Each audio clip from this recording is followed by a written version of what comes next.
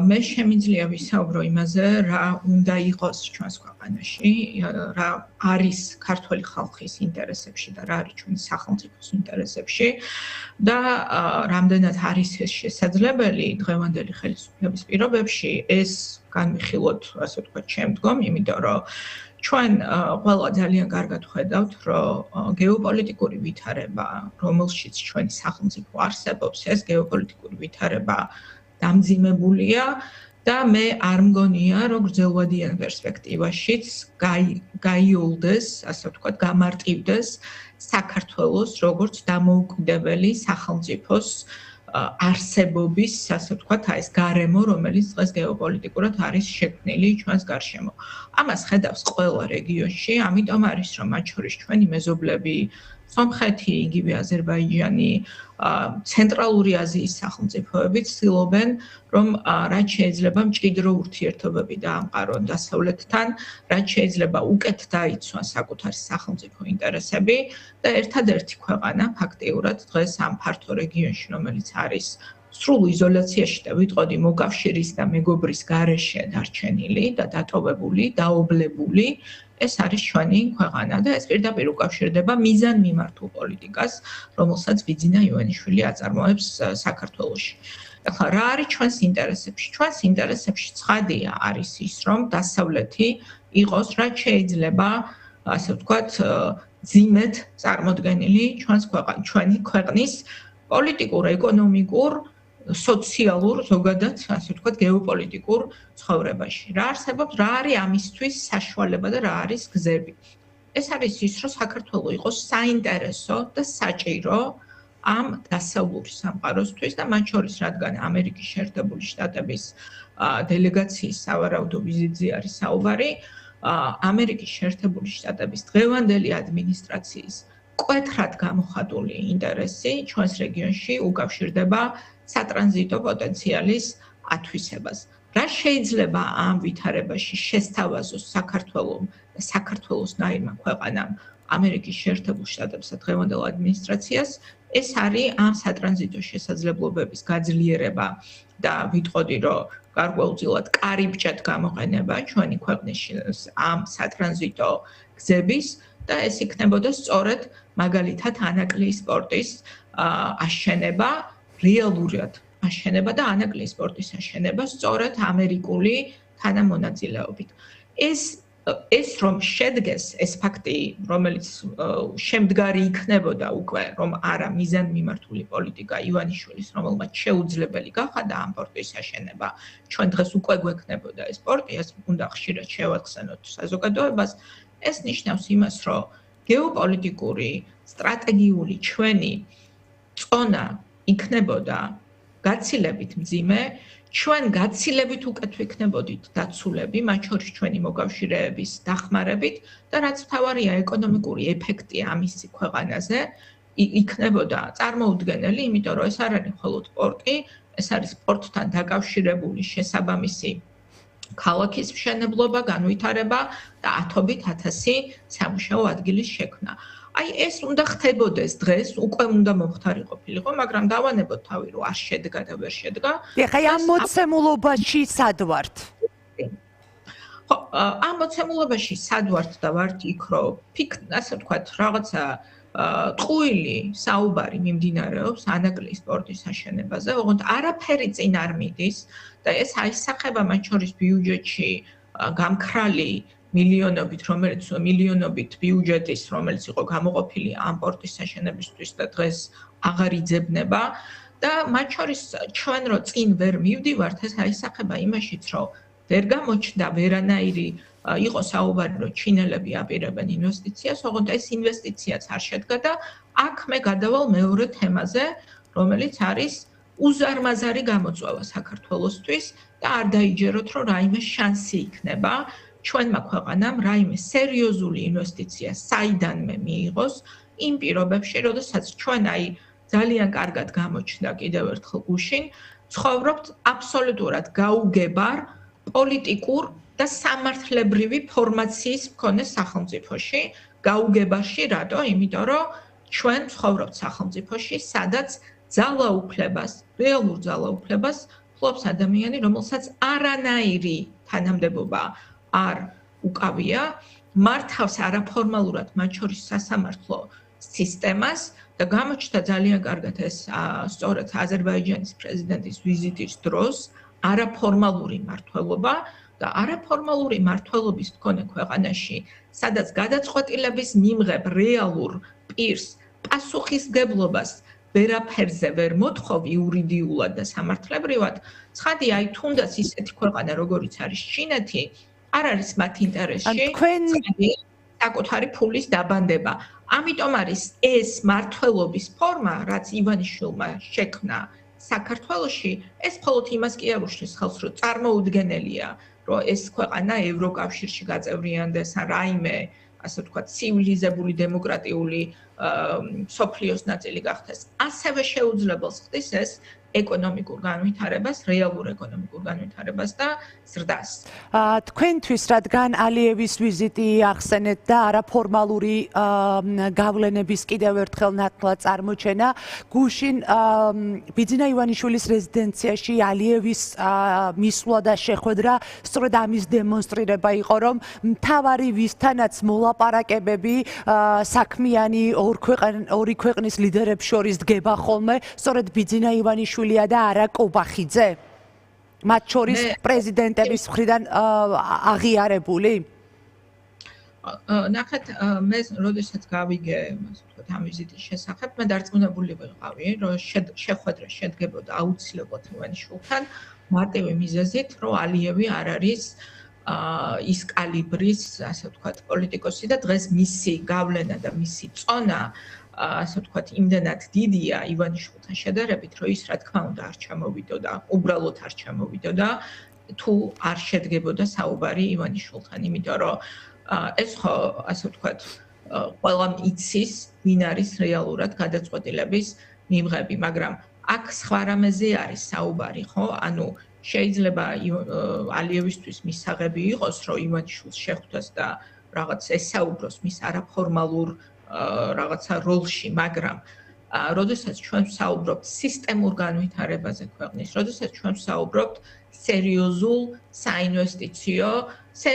საინვესტიციო შესაძლებლობებზე და არა რაღაცა ტყუილებზე, ხო, რომელიც ჩვენ მოვისმინეთ აი ამ ეგრეთ წოდებული არაბული ინვესტიციის სახით, რომელიც თავიდან ბოლომდე არის რაღაცა ჩემი აზრით ივანიშვილისვე მოგონილი რაღაცა საკუთარი ფინანსური დღესწესრიგით შექმნილი რაღაცა თაღლითური სქემა, მე სერიოზულ ინვესტიციებზე ვსაუბრობ მსგავს გარემოში, სადაც შენ ვიღაცას უნდა, რომელსაც ან მოუნდება შენთან დალაპარაკება, ან არ მოუნდება და მისი გადასაწყვეტია და რომელსაც არანაირი სახელმწიფო პოზიცია არ უკავია, ის ადამიანი იღებს ყველა გადაწყვეტილებას, იქ ცხადია, რომ არანაირი რეალური ეკონომიკური პროექტები არ განხორციელდება და ამიტომაც არის მათ შორის, გარდა იმისა, რომ ჩემი აზრით ეს არის რუსული დაკვეთა, რომ ანაგლის პორტი არ უნდა აშენებულიყო, კონკრეტულად ამერიკული თანამონაწილეობით და ეს ივანიშვილს თავადვე აქვს აღიარებული, ცნობილი ფრაზა გახსოვთ, რომ რა უნდათ ამერიკელებს შავ ზღვაში. დასავლეთის განდევნა ამ პროექტიდან მოახდინა ივანიშვილმა, მაგრამ ფაქტია, რომ ჯერჯერობით ვერც ვერაფერს სხვას ვერ პოულობს ვერავინ, იმიტომ რომ კიდევ ერთხელ ვამბობ, დღეს საქართველო იმდენად გაურკვეველი პოლიტიკური ფორმაციის ქვეყანაა, ხო, იმიტომ რომ არსებობენ ახლა იგივე აზერბაიჯანი, არ არის დემოკრატიული სახელმწიფო, თუმცა გასაგებია ვინ მართავს. აი, სწორედ ეს მინდოდა რომ მეკითხა, ურთიერთობების ვიზიტი, ურთიერთობების გასარკვევად, ასე შეიძლება ფორმულირდეს დაგეგმილი და დაანონსებული ვიზიტი ამერიკული დელეგაციისა, რომლის შემადგენლობაც ჯერჯერობით უცნობია, თუმცა ოცნება ადასტურებს, რომ ეს ვიზიტი შედგება. ურთიერთობის გარკვევებისთვის შექმნილი ვიზიტი და შემთხვევით არ მგონია, რომ გაგებლოთ პარალელი აზერბაიჯანსა და საქართველოს შორის. ამერიკელებმა ახლა იციან, ვინ მართავს ქვეყანას და ამის ფონზე მოხდება ურთიერთობების გარკვევა დალაგება? მიმღებლობის ნაწილში ვგულისხმობ, რა თქმა უნდა. არა, ამერიკელებმა არ მგონია, რომ ეხლა გაიგეს, ვინ მართავს ქვეყანას. მე ყველას მინდა შევახსენო, რომ ბიძინა ივანიშვილმა არ მიიღო და არ შეხვდა და არ დაელაპარაკა უკანასკნელ ელჩს, ვინც ჩვენ გვყავდა ამერიკის შეერთებული შტატების ადგილზე, ანუ არასდროს არ ყოფილა არანაირი ილუზია, დიდი ხანია და მრავალი წელიწადია, რომ არავის არ აქვს ილუზია, ვინ მართავს რეალურად ქვეყანას ამასთან დაკავშირებით. მე ვფიქრობ, რომ უბრალოდ ივანიშვილს როგორც ჩანს, თავად არ ქონდა ფუფუნება, რომ უარი ეთქვა, თავისი საკუთარი დღის წესრიგიდან გამომდინარე დაინახა საჭიროება, რომ შეხვედროდა პრეზიდენტ ალიევს და ამიტომაც გაიმართა ეს შეხვედრა. ერთი რამ არის ცხადი, რომ ჩვენი რეგიონი შედის ძალიან შესაძლოა კიდევ უფრო მძიმე ტურბულენტურ გარემოში, იმიტომ რომ უცნობია რეალურად როგორ განვითარდება ომი, რომელიც დაიწყო ისრაელიანს და ამერიკის, ასე ვთქვათ, მიერ ირანის წინააღმდეგ, იმიტომ რომ ეს შეიძლება გადაიქცეს საკმაოდ განგრძობად კონფლიქტად და ჩვენ ვართ უშუალოდ ამ რეგიონში. ამიტომ ცხადია, რომ თანამშრომლობის თემები, როგორც აზერბაიჯანთან, ისევე სომხეთთან, ისევე საქართველოსთან, დღეს არის ძალიან ბევრი, ძალიან აქტუალური და მე არ მიკვირს ის, რომ დღეს ამერიკის შეერთებული შტატებისთვის მნიშვნელოვანია საუბარი იმ ხალხთან, ვინც de facto დღეს მართავს სახელმწიფოს და ის, რომ ეს, ასე ვთქვათ, მართლობა არის გაცთენილი კონსტიტუციური მართვის ჩარჩოებს, რამდენი კანონიც არ უნდა მიიღოს აი ამ ეგრეთ წოდებულმა პარლამენტმა, რომ უნდა ვაღიაროთ ჩვენ ლეგიტიმურობა თურმე ქართული ოცნების ხელისუფლების, მხოლოდ ის ფაქტი, რომ გადაწყვეტილების მიმღები პირი არ არის არანაირ თანამდებობაზე წარმოდგენილი და არაფორმალურად მართავს ქვეყანას, ეს უკვე, ასე ვთქვათ, წერტილს უსვამს იმ დისკუსიას, შეიძლება თუ არა ჩაითვალოს ეს ხელისუფლება საერთოდ ლეგიტიმურად დემოკრატიულ სამყაროში. რა თქმა უნდა, რომ არ შეიძლება, რა თუმცა მოუხსნის თუ არა ლეგიტიმაციის პრობლემას თუ კითხვის ნიშნავს ეს ვიზიტი. არ ჭირდებათ გარკვეულ კონტექსტში და გარკვეულ საკითხებში. თუმცა თქვენ ფიქრობთ, რომ არ მოუხსნის და ვერ მოუხსნის ლეგიტიმაციასთან დაკავშირებულ კითხვის ნიშანს შეერთებული შტატების დელეგაციის ვიზიტი? ლეგიტიმაციის პრობლემას საქართველოში, დემოკრატიული ლეგიტიმაციის პრობლემას ჩვენს ქვეყანაში გადაჭრის ერთადერთი საკითხი, ერთადერთი უпроსწორად ნაბიჯი და ეს არის დემოკრატიული არჩევნების ჩატარება ქვეყანაში. სანამ არ ჩატარდება ჩვენ სახელმწიფოში დემოკრატიული არჩევნები, დემოკრატიული ლეგიტიმაციის მქონე ხელისუფლება ჩვენს ქვეყანას ვერ ეყოლება, იმიტომ რომ ლეგიტიმაციას დემოკრატიულს ხელისუფლებას ანიჭებს საკუთარი ხალხი სამართლიანი და თავისუფალი არჩევნების გზით. ეს არის დადგენილი საქართველოს კონსტიტუციის მიერ, ეს არის დადგენილი იმ საერთაშორისო ვალდებულებებით, რომელიც ჩვენ აღებული გვაქვს, როგორც მაგალითად ევროსაბჭოს წევრ სახელმწიფოს, როგორც ევროკავშირში გაწევრიანების კანდიდატ ქვეყანას და რა თქმა უნდა, ახლა დღეს არა აქვს საკონსტიტუციო უმრავლესობა ამ მართლ დაჯგუფებას საქართველოს პარლამენტში, მაგრამ თეორიულად რო წარმოვიდგინოთ, საქართველოს კონსტიტუცია ერთ დღეს თუ შეიცვლება, გაუქმდება დემოკრატიული არჩევნები და არ ვიცი, გამოცხადდება მაგალითად ივანიშვილების დინასტიური მართვა ქვეყანაში, მაშინ მათ შეუძლიათ ისაუბრონ იმაზე, რომ ლეგიტიმური არის ხელისუფლება, იმიტომ რომ შეიცვალა პოლიტიკური, კონსტიტუციური მართვის ფორმა ქვეყნის. სანამ პოლიტიკური, კონსტიტუციური, ასე ვთქვათ, ჩარჩო ჩვენი ქვეყნის მართვის პოლიტიკური ფორმაციის წესი არ შეცვლილა და ჩვენ გვაქვს კონსტიტუცია, რომელიც ამბობს, რომ საქართველოს ქართველი ხალხი სამართლიანი და თავისუფალი არჩევნებით ირჩევს საკუთარ ხელისუფლებას, მანამდე ლეგიტიმურობას ხელისუფლებას ანიჭებს ერთადერთი სუბიექტი და ეს არის ქართველი ხალხი და ამიტომ ვამბობ ჩვენ, რომ ერთადერთი გამოსავალი კრიზისის დასასრულებლად, კრიზისის, რომელიც უკავშირდება სწორედ ბიძინა ივანიშვილის რეჟიმის მართვას, ამ კრიზისის დაასრულებს ერთადერთი რამ და ეს არის ახალი სამართლიანი თავისუფალი როგორ ქალბატონ სალომე, აი ამ მოცემულობაში რამდენად რეალისტურად მიგაჩნიათ, რომ ქართული ოცნება ახალ არჩევნებს ნიშნავს, ეს ერთი იმ ყველაფრის ფონზე, რომელსაც ჩვენ ყოველდღიურ რეჟიმში ვუყურებთ, ხო? ეს არის პატიმრები ყოველდღიურად ტროტუარზე დგომისთვის დაკავებული მოქალაქეები თუ აქამდე წელიწადზე მეტია ციხეში გამოკეტილი ადამიანები. რა უნდა შეცვალოს პოლიტიკური მოცემულობა ქვეყანაში, რასაც ახალი და სამართლიანი არჩევნები ქვია. რომ ეს პროცესი დადგეს. მე არ მაქვს მოლოდინი, როდესაც მე ვამბობ იმაზე, რომ სამართლიანი და თავისუფალი არჩევნები უნდა ჩატარდეს, მე ეს იმას არ ნიშნავს, რომ მაქვს მოლოდინი, რომ ხვალ ქართული ოცნება მზად არის მსგავსი არჩევნები ჩაატაროს, რა თქმა უნდა. ეს არჩევნები არის მოსაპოვებელი, მე ვამბობ რა არის გამოსავალი, რა არის გზა ამ ქვეყანაში კრიზისის დასრულების. როდის მოუწევს ქართულ ოცნებას ამ ნაბიჯზე წასვლა, მოუწევს მაშინ, როდესაც სხვა გამოსავალი ის გააცნობიერებს, რომ მას უბრალოდ არ აქვს და ეს მოცემულობა რა არ დაუტოვებს გამოსავალს? მაშინ ასე დავსვამ კითხვას. ორი რამ, ერთი ეს არის ქვეყნის შიგნით მიმდინარე პროცესები, იმიტომ რომ როდესაც რასაც დღეს ივანიშვილი აკეთებს, ეს არის ავტოკრატიული რეჟიმის გაძლიერება და გაფართოვება ამ რეჟიმის, ასე ვთქვათ, საზღვრების, ხო, სულ უფრო შორს მიდის ეს რეჟიმი. ეხლა თუ ამას საზოგადოება უპასუხებს იმით, რომ შეეგუება, ანუ თუ საზოგადოება წინააღმდეგობას არ გაუწევს, არ არსებობს ხელისუფლება ისტორიაში, არ არსებობს ისტორიულად ევოლუციას რო გადავხედოთ კაცობრიობის, არ არსებობს ხელისუფლება, რომელმაც თავად თავისი სურვილით რამე დათმო. ამიტომ პირველი და ყველაზე მნიშვნელოვანი სუბიექტი. თუმცა ეს წინააღმდეგობაც არსებობს, ხო? ქალბატონ სალომე, მცირე თუ დიდი, მაგრამ წინააღმდეგობა ფაქტია რომ არის. საკმარისი, ძალიან დიდი ბოდიში, მაგრამ თავი არ უნდა მოვიტყუოთ ჩვენ, რომ ეს წინააღმდეგობა არის საკმარისი. რა თქმა უნდა, ძალიან მნიშვნელოვანია, რომ ეს წინააღმდეგობა არსებობს და მე უდიდეს პატივისცემას გამოვხატავ ყველა მოქალაქის მიმართ, რომელიც აგრძელებს წინააღმდეგობას ამ რეჟიმის მიმართ.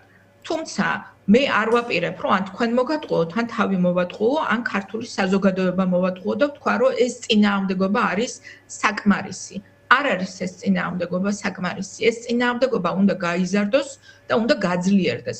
რაც შეიძლება მეტმა ადამიანმა უნდა გააცნობიეროს ის, რომ ეს რაც ხდება დღეს ქვეყანაში, მათ კართანაც მივა ადრე თუ გვიან, რომ ის სისტემა, რომელიც დღეს ქვეყანას მართავს, მისი უსამართლობა, მისი უკანონობა, სიღატაკე და სიღარიბე, უპერსპექტივობა, რომელსაც ისხნის ჩვენს ქვეყანაში, მივა ყველას კართან და ამიტომ აი ეს საზოგადოებრივი წინააღმდეგობა, ჩემი აზრით, რაც არის ყველაზე მნიშვნელოვანი ფაქტორი, თქვენ თუ მეკითხებით რა აიძულებს ივანიშვილს, რომ წავიდეს დათმობებზე, ეს არის საზოგადოებრივი წინააღმდეგობის გაზრდა და გაძლიერება. ეს არის მთავარი, ჩემი აზრით, მთავარი ფაქტორი. მე ძალიან არ მომწონს, ახლა ძალიან ღიად გეტყვით, როდესაც ჩვენ ძალიან ბევრს ვსაუბრობთ იმაზე, აი რას იზავს დასავლეთი, ვინ დაურეკა, არ ვიცი იმას კობახიძეს, ვინ არ დაურეკა, იმიტომ რომ ჩვენ არ უნდა დაგვავიწყდეს, რომ ჩვენი ქვეყანაა, ჩვენს მომავალზეა საუბარი და ჩვენი საბრძოლველია ეს საბოლოო ჯამში, ასე ვთქვათ, ჩვენი თუმცა ალბათ ამ ყველაფერზე მსჯელობა ხდება ქალბატონ სალომე, იმიტომ რომ თვითონ ჩვენს სტრატეგიულ პარტნიორთან ურთიერთობების გაწყვეტამ პირდაპირ ვთქვათ, რომ თითოეულ მოქალაქეზე იმოქმედა, მათ შორის ეკონომიკური მიმართულებითაც იმოქმედა. თითოეული ადამიანის ცხოვრება ბევრად უფრო მეტად გართულდა, ვიდრე ეს იყო ერთი წლის წინ, იმიტომ რომ შეწყდა დახმარებები, შეწყდა პროექტები, შეწყდა ინვესტიციები, რომელიც ქვეყნის ეკონომიკას არსებობდა. ეს ყველაფერი თითოეული მოქალაქის საჭიროება, ეს ერთი და მეორე, საგარეო კურსი, რომელიც ყველაზე მეტად კივა, შეიძლება ითქვას, მძიმე სოციალურ მდგომარეობაზე მეტადაც კი ადამიანებს, რომელიც აღებული აქვს ქართულ ოცნებას. ამიტომაც მიდის მსჯელობა რა იქნება? იქნება თუ არა მცირე დოზით მაინც წინ გადადგმული ნაბიჯი რამეში? წინ გადადგმული ნაბიჯი მე მესმის აბსოლუტურად გასაგებია, რომ ჩვენ დამოკიდებული ვართ ჩვენი უსაფრთხოების, ჩვენი ეკონომიკური განვითარების, ჩვენს ქვეყანაში მათ შორის მშვიდობის შენარჩუნების თვალსაზრისით ვართ რა თქმა უნდა დამოკიდებული ჩვენს პარტნიორებზე და დიახ საერთაშორისო იზოლაციამ საქართველოსთვის გამოიწვია უმძიმესი შედეგები ბევრი თვალსაზრისით, რომელიც თქვენ ჩამოთვალეთ. ოღონდ აქ მივდივართ წყაროსთან, რამ გამოიწვია საერთაშორისო იზოლაცია და რატომ მოხდა ეს ყველაფერი. და წყარო ამ ყველაფრის არის ივანიშვილის რეჟიმი და მათ მიერ განხორციელებული პოლიტიკა. ევროკავშირს ხომ არ შეუწყვეტია ჩვენთან ევროკავშირში გაწევრიანების პროცესი. ეს შეწყვეტა ივანიშვილის რეჟიმმა. კობახიძე გამოვიდა და გამოაცხადა, რომ აღარ უნდათ ევროკავშირში 2028 წლამდე ავადებენ ევროკავშირში გაწევრიანების პროცესს. ივანიშვილმა მიიღო ყველა ის კანონი რეპრესიული, დაიჭირა ადამიანები, ცემა, დაარბია, მოწამლა, რამაც გამოიწვია ის, რომ დღეს დღის წესრიგში დგას აგის სასამართლოს მექანიზმების სამუშაოება. ამიტომ წყარო ამ ყველაფრის ივანიშვილი და სანამ ეს ხელისუფლება არ შეიცვლება, სწორედ ამის თქმა მინდა, არაფერი არ შეიცვლება სამწუხაროდ სასიკეთოდ ჩვენი ქვეყნისთვის და ეს უნდა გააცნობიეროს, რაც შეიძლება მეტმა მოქალაქემ. ეს მგონი კრიტიკულად მნიშვნელოვანია.